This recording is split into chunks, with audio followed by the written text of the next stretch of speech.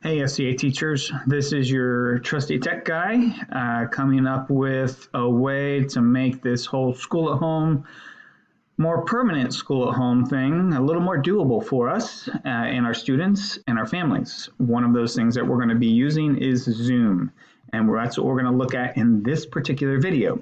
We are going to look at, number one, how to set up an account, what that looks like on your end. Number two, from there, how to schedule and join and create meetings and all of that. So, all right, every teacher will need to create your own account. We can't create one as a school. If we do that, then only one person at a time can use it. But this way, if you create your own using your school email, you can go on and the 20 other teachers can meet with students at the same time as needed. Not that that's going to happen. So you'll need to create your own account. Just go to zoom.com. It's pretty simple. And then you'll need to download, if you're on a computer, you'll need to download your software.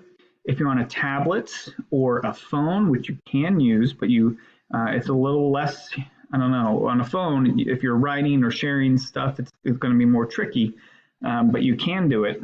You're going to need to download the app from either store given your device. Okay, so we do need to have those things. Create your account using your school email, and then download the software or the app on your device if you're using a tablet or a phone. Okay, now, once this is downloaded, you can go ahead and create a meeting. So let's say we're going to be meeting with our class, and let's say I'm going to have my Algebra 1 meet Monday. Let's say we'll meet on Wednesday. I'm going to create that time. I'm going to be meeting for an hour, and I'm going to create that time. Actually, I can't meet for an hour. I forgot that. So 40 minutes. And I'll talk about that. There we go. And with them, I usually meet them at about 3:55. So we'll do 4 o'clock. So I'll meet them at 4 o'clock, and we can only do about 40 minutes. So here's the thing, with these accounts, free accounts, not costing us anything, we can only meet for 40 minutes with 3 or more participants in that meeting. Now, I highly recommend we keep these meetings with our students as short as possible. I would say we aim for 15 to 30 minutes, short instruction. Some of the lectures, if you're in Bible and there's a lot of discussion, those might go up to 40 minutes. But just know that 40 minutes is our time cap here. And if we're going over 40, I don't think we're doing something right. Okay, so we got to try to keep it under 40 minutes. And then if we keep going, we don't want to create a password. If it's recurring, you can set recurring. You don't want to create a password, just to make it as simple as possible for everybody to jump on. Video, if you want to go ahead and turn the videos on, you can do that as we open up the meeting. And then what calendar you want to put this in. So we use Google. So if you want to dump it in your school calendar, use Google. And then down here, click on Advanced Options, and you will want to click Enable Waiting Room. Now, what that does is, let's say I have about 23 in my Algebra 1 class. So if we're meeting at 4 o'clock and 23 of them jump on before I'm on there at 4, then it puts them in sort of a waiting room until I get on and start the meeting. Otherwise, they keep trying to get on. If you're not on, then it won't let them join. Right, so we definitely want to enable that waiting room. Mute participants on entry, you can do that if you wanted to. And then if you wanted to go ahead and record this, you could. Now that's going to take up a lot of space on your computer, but that's entirely up to you. Then we're going to go ahead and hit schedule. So now what it's doing is it's going to put it into your calendar. So if I go to my calendar, when was that?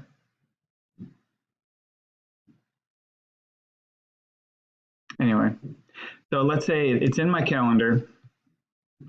I can see it in my calendar. That's not for the one that I just set up, but I can see this one. It's in there. That's not important that you can see it.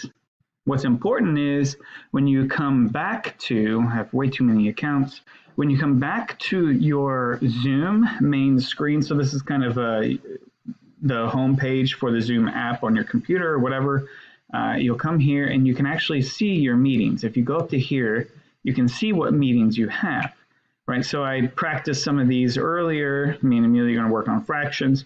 You can see your Algebra 1 meeting here. If we click on it, go to copy invitation.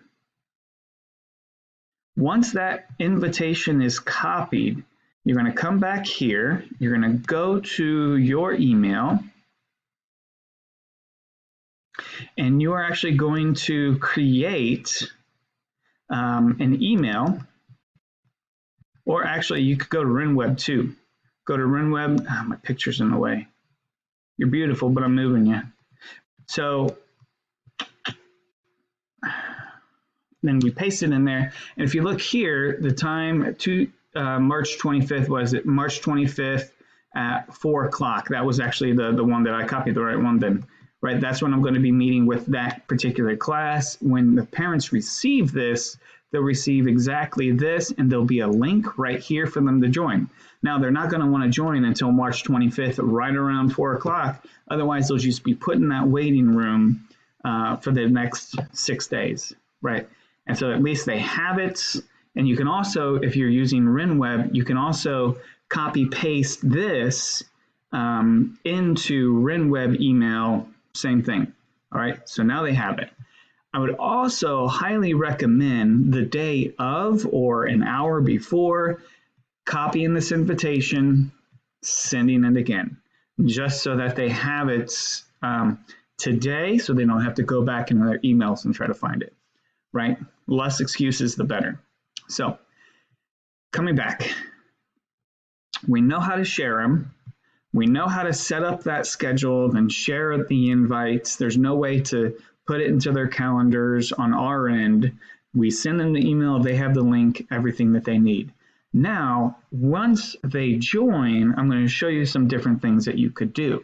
Obviously, me being one person here, I'm not going to be able to show you other people on there, but it'll look something like this. Whoever's talking, screen or their video will be joined with computer audio. Their video will be shown. So it's really cool kind of interactions, how it works.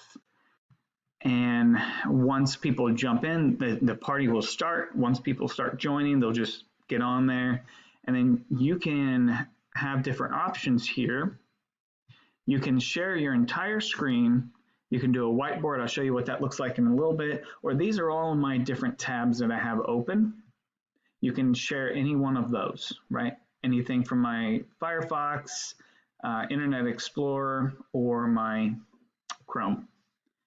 And then the whiteboard looks like this. So it's for if you want to show, so if you have one of these fancy little pens and you can actually write on your screen, makes it a lot easier. Right, so if you wanted to write out math problems,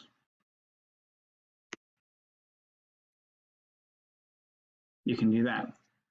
All right, so what else is cool is the students can share their screen. So if they're like, hey, I have a problem here, and they can share their screen, you can look at it, and then you can stop share their screen and pull yours up. It takes a little more time, but that's possible. So you can still help them on their individual questions. And so I'm going to stop share at this point. All right, and so those are different options for sharing. Another thing I wanted to show you, if you go here under basic, under advanced, we do have these cameras available, right? All the secondary teachers should have access to at least one, and they just plug right into your computer, and you don't need any software for them. All you do is plug them in.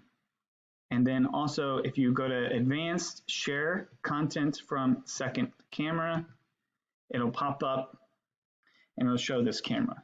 So if for me, I'm a visual learner, and so showing them, of course, my pencil, showing them worked out problems is going to be really useful. Or if you have a book, just throw your book under here and kind of go over some things in the book. If you have notes, show them the notes, biblical passage, whatever it is, right? So that's another way that you can share. I'm going to stop share there.